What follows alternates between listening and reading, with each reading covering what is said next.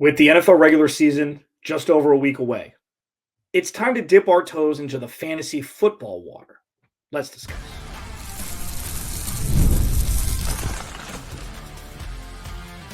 You are Locked On Cardinals, your daily Arizona Cardinals podcast.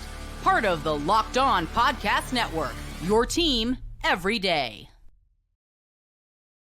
Alex Clancy here. Follow me on Twitter at Clancy's Corner _ Follow the podcast at Locked On AZ Cards. Thank you for making Locked On Cardinals your first listen, free wherever you get your podcast and on YouTube, part of the Locked On Podcast Network, your team every day. Today's episode is brought to you by Game Time. Download the Game Time app, create an account. Use code Locked On NFL for $20 off your first purchase. Terms do apply. Download Game Time today. What time is it? Game Time. So you've heard me yap a lot about Cardinals this offseason.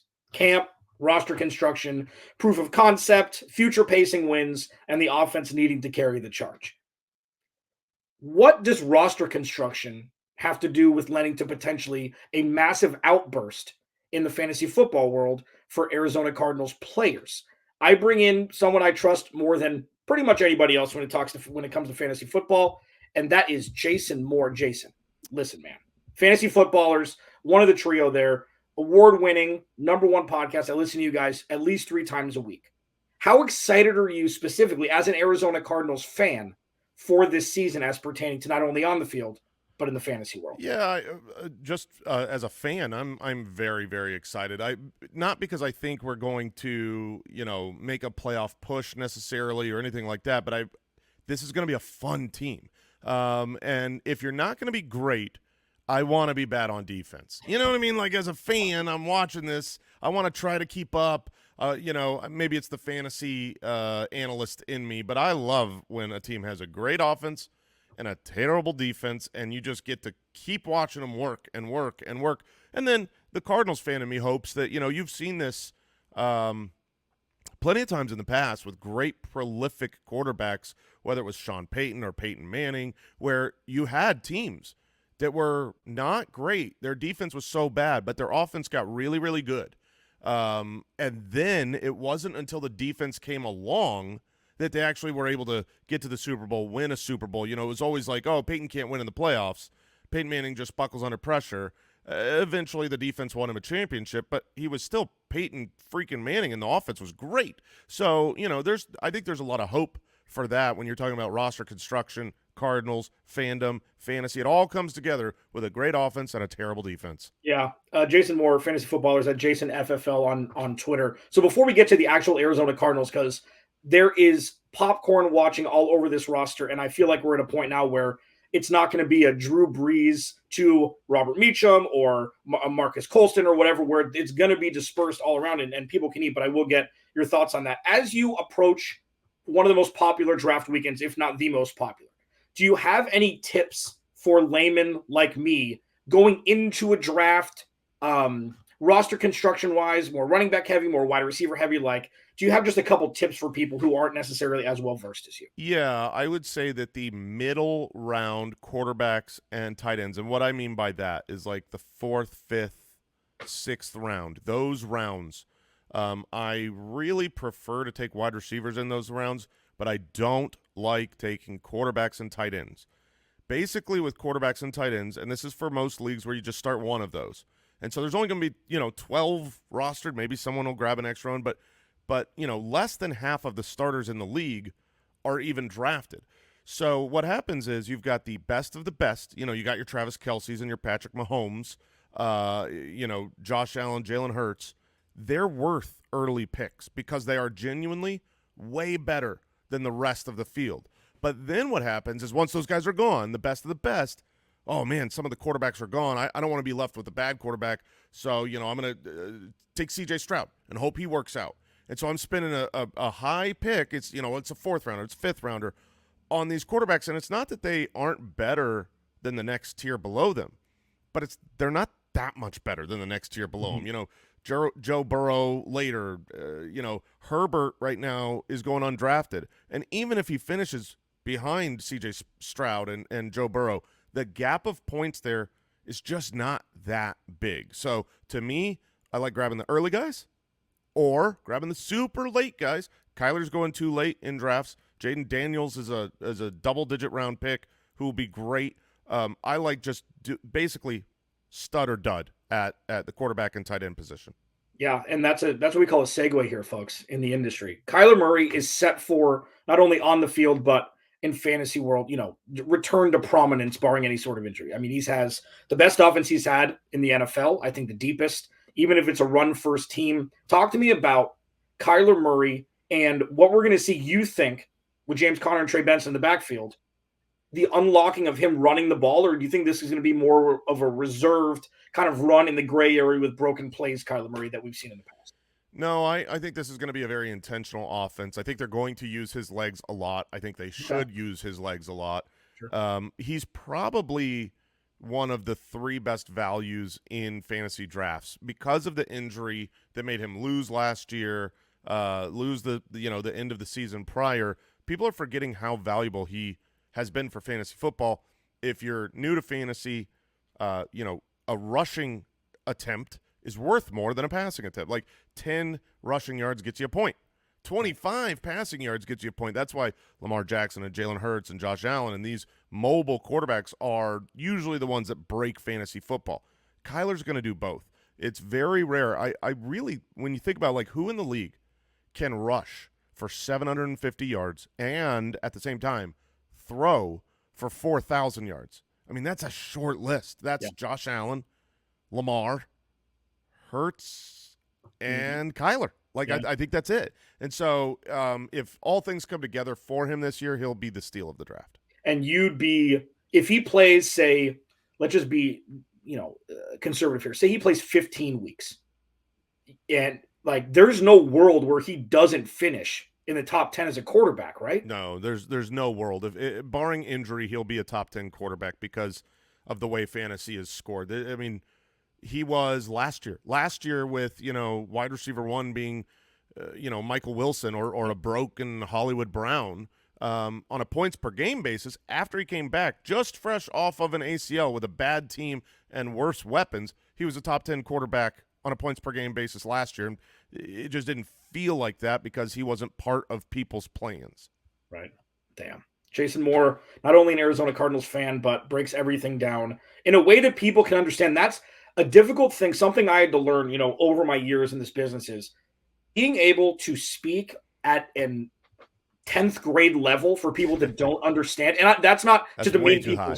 Well, it's not I'll to demean him. I'll demean him. 3rd grade level. There it is. Come down to my level. It's funny. One of my best friends growing up was going through nursing school. Her toughest assignment was to explain a surgery that a 3rd grader could read. And Microsoft Word back in the day used to grade, what grading level it was. So it's kind of that. And you guys it's very easy listening, and you got your inside jokes and everything. And it's when you tell a bunch of stupid jokes, it's perfect for the 3rd graders out there, and that's what we try to do. But I mean that's it's intentional. We do a lot of nerdy stuff behind the scenes. I've got spreadsheets on spreadsheets and analytics and numbers, but that's boring, man. You don't want to listen to a podcast about all the data, but you do want to trust the podcast that you're listening to, that they have data and it's not just hot takes and opinions. I think this, I think that. It's like, no, this is analytical, but we're having fun because fantasy's fun. We're not playing fantasy as a job. I mean, I got a job doing fantasy, but like most people aren't. It's like we're doing this to talk trash with our friends and enjoy the games more or less depending on the week. So it's just fantasy is supposed to be fun, and it's fun winning. Fun winning is right. I've yet to win a fantasy football Super Bowl. I've made about 10, and I'm losing halfway through the morning games where it's like, all right, well, it's beer time. Happened every time. So maybe with the tutelage of fantasy footballers, it is now in full swing for me. I'll have some better luck this year. Coming up next, Marvin Harrison Jr. and Trey McBride. Who is going to be option number 1, and will it be sustained through the rest of the year? Jason Moore, fantasy footballers, joins me. We'll talk next. This episode of Locked On Cardinals is brought to you by 5 Hour Energy. Listen, man, 5 Hour Energy is good at any time.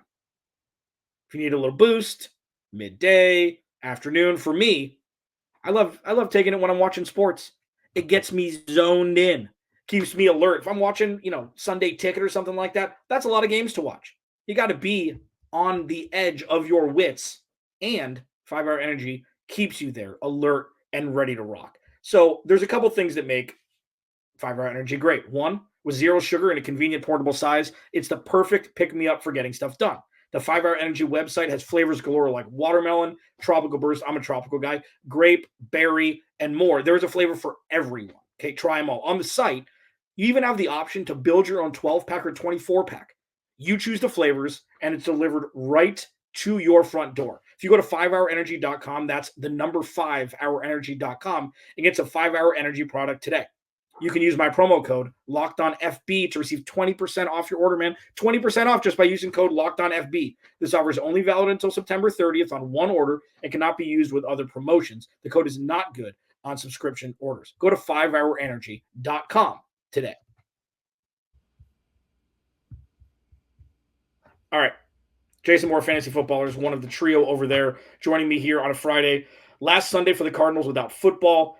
A lot of excitement, a lot of unknowns, a lot of question marks. But as I mentioned many times this offseason, they're not the what the hell is Steve Keim doing question marks. It's when are things going to come into play and how quickly a lot of them are going to be on the defensive side. But unless you're in an IDP league, we're talking all offense today. We talk Kyler Murray, upside of QB3, maybe QB1 if he plays all 17 weeks. And the Cardinals are down a lot, or if they're in games, it's going to be interesting to see. Now, I'm in the camp that Marvin Harrison Jr. is going to enter week 1 as the third option on offense behind James Conner and Trey McBride. If you were to pick one guy where he's being drafted and output predicated upon that on the curve, so say Trey McBride in the 4th or 5th and Marvin Harrison Jr. fringe early 2nd, who do you think is going to have the best value at where their ADP is right now? Yeah, I definitely think it would be Trey McBride of those two. I love Marvin Harrison Jr. So thrilled. That was who all Cardinals fans, I think, wanted us to draft.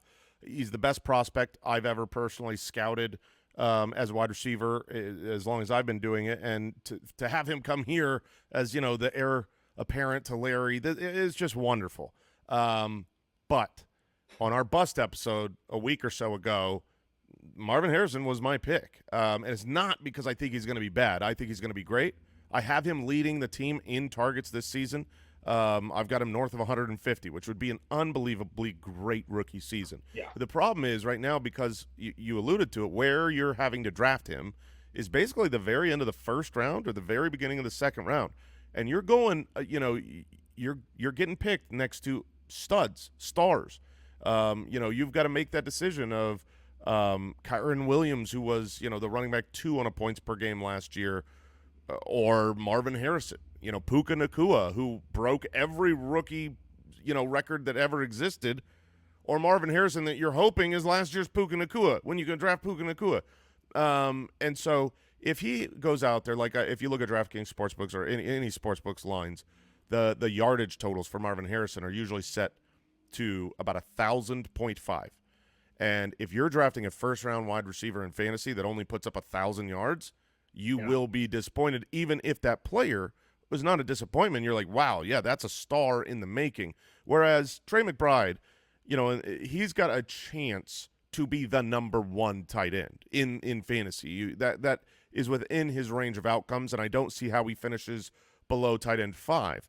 So when you're getting him in those later rounds, that's the much better value, in my opinion. Yeah, and we've seen this ramp up from Trey McBride. It was the end of his rookie year. I remember there was a play, I think it was against San Francisco. David Blau, I think, was the quarterback, where he pirouetted inside the 15-yard line, and you're like, and he took it to the house. I'm like, what are we doing here? Like, that's Steve Keim's final gift to this team. We'll take it. Because at the time, the insanity of taking a tight end in the second round was after trading for Hollywood Brown, was something that only was out of horror movies. And now it's lucked into, potentially a tight end 1. Like, with him, is his floor higher than, like, Sam Laporta is going in the second fringe third round right now, which is way too high, in my opinion. You would obviously know better. Trey McBride. I would agree with you. Okay, so, like, is his floor higher than 80% of other tight ends, aside from the top 1 percenters? Yeah, there are 5 tight ends this year that are pretty much that have a floor where you go, they're going to be great. They're going to be at least very good. even if they don't break out, if they don't get, the double-digit touchdowns like you're trying to get from tight ends. But there's a handful of them. Laporta, Kelsey, McBride is in that conversation, and Dalton Kincaid is there for sure. So, and who am I forgetting here? I'm forgetting Mark Andrews.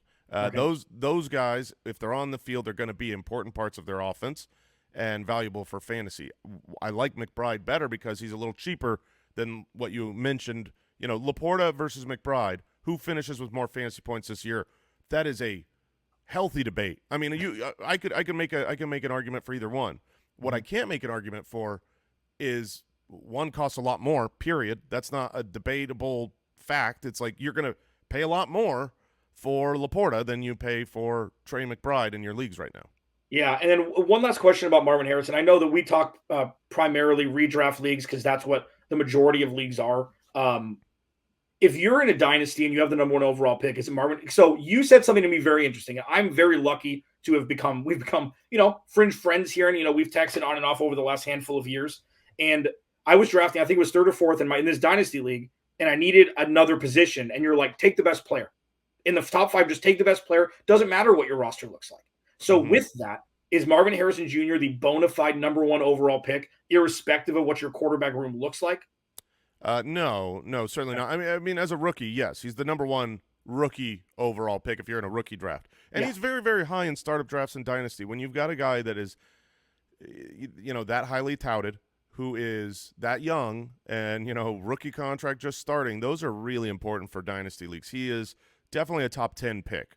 But there is no guarantee. Like, there's a guarantee to me. I don't mind putting my reputation on the line. Like, Marvin Harrison is not going to be a bust. He's not going to be an NFL player that flames out the way that there always are. I mean, there are really highly drafted wide receivers in the first round, in the top 10 picks, in the top 5 picks even, that fail. Marvin won't be one of them, I promise.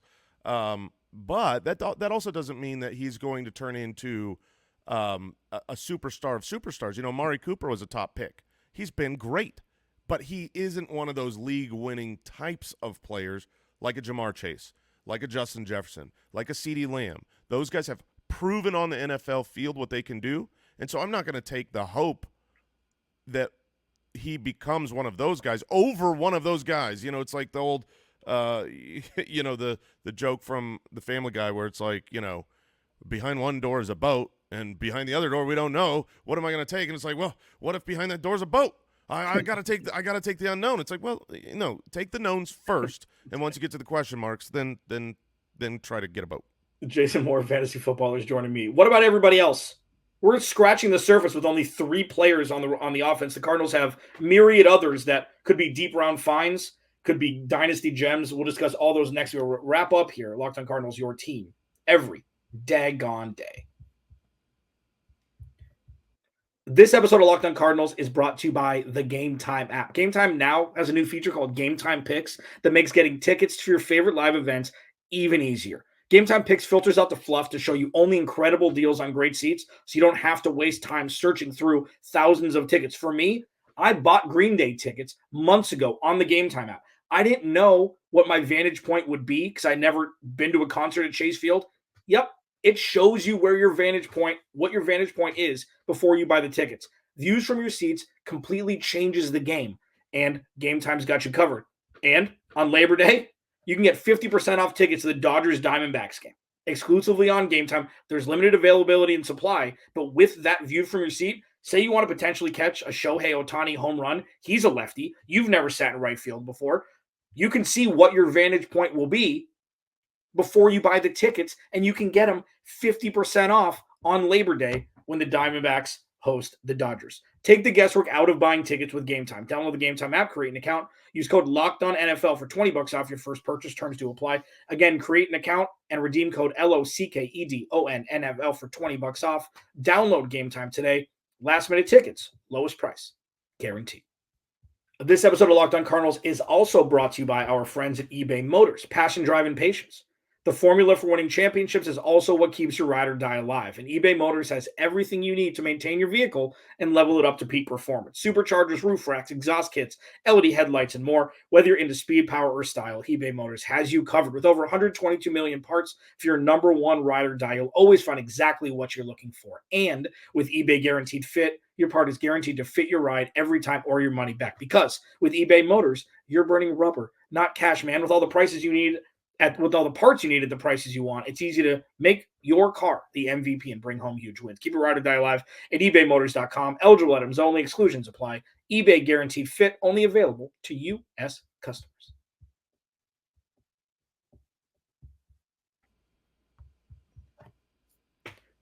Jason Moore, fantasy footballers. We're a week away. It's going to be a hell of a season for the Cardinals. It's going to be fun. It's going to be a word that I can't even come up with. We have no idea what the hell is going to happen. Like, there's such, when you talk, you use the term range of outcomes a lot, which is, it's necessary for your craft. I don't know what the range of outcomes are. Like, if you tell me the Cardinals win 10 games, I'd be like, oh, the defense must be a top 20 defense. If you tell me the Cardinals win 4 games, like, oh, either Kyler Murray got hurt or something went seriously wrong. But with fantasy football specifically, Jason Moore, Arizona Cardinals players are going to eat. We talked about K1, Marvin Harrison Jr., Trey McBride. What about the rest of the receiving core? What about Michael Wilson and Greg Dortch? With Zay Jones out for a handful of games, it kind of removes his relevancy. What about the younger cats in the wide receiver room? Yeah, I mean, those two guys, Michael Wilson, Greg Dortch, they are fine dart throws at the end of your draft. I'm not very excited about them in the sense that, when you're playing fantasy, you're really looking for breakout stars. Now, you can make the argument, hey, Michael Wilson's coming into year 2, and generally speaking, year 2 wide receivers are a great bet in fantasy football. That's when they take their big leap in production. And so, yeah, maybe he really, really elevates. But I don't see a world where Marvin Harrison Jr., barring injury, is not the target leader in the wide receiver room. And Trey McBride is obviously going to be very, very involved. We talked about those guys. So the pecking order means that now you're talking about, at best, you're the third target in the offense. And probably, I would guess, Michael Wilson and Greg Dortch, both decent players, they'll share. That it's not going to be like 1 and 2 and 3 and 4. It's going to be like 1 and 2, and then the rest of them will split the leftovers. At least that's kind of my hope in fantasy. So I think that there's a world, if you're in a deep league, if you're in a dynasty league, certainly, where waiver wires aren't just available with players you can scoop up and play. They've got their place, but I'm not crazy excited about them. Yeah, and agreed. I mean, they're very touchdown dependent. Greg Dortch, we'll see if they can unlock him in the slot. You're right. I mean, there's only so much to go around, especially with the depth guys. James Conner, Trey Benson. I've been pining for James Conner to be moving more into that LeGarrette Blount role where he touches the ball 45% of the time, but the important snaps inside the 10, goal line, everything like that, and let the kid kind of eat in between the 20s. I don't think that we're there yet, but do you see a potential regression from James Conner this year in an effort to keep him healthy for 17 weeks, in turn directly affecting his fantasy output? No, not at all. Cool. I see him not playing 17 games and being dominant when he's on the field. I mean, that's we've had enough James Conner career to know what to expect, and what he's going to be is absolutely outstanding. When you give him the ball, he's going to pick up yards that people can't. He's going to break tackles. He's never going to run for 25 yards, and he's often going to run for 10 of them. It's the weirdest player where it's like, he gets so many big chunk plays, but never breaks away, because he's not that guy. He's just a big, tough guy to bring down. And it takes a village, and that play style takes a toll on the body. He's literally never once in his career played a whole season. I don't expect him to here. And so Trey Benson, he was my number one scouted pre-NFL draft. He was my number one running back coming in. So I was very excited for the Cardinals to grab him. And truthfully, I hope we do. Like, James Conner's awesome. He's part of the heart of this team, and I want us to use up his legs. I want to keep Trey Benson fresh for next year. I would much rather that be the strategy of the Cardinals. I think it's better for our offense, and it's better for our future. So hopefully that is what they do as a personal fan and analyst. Now, one last thing as a personal fan.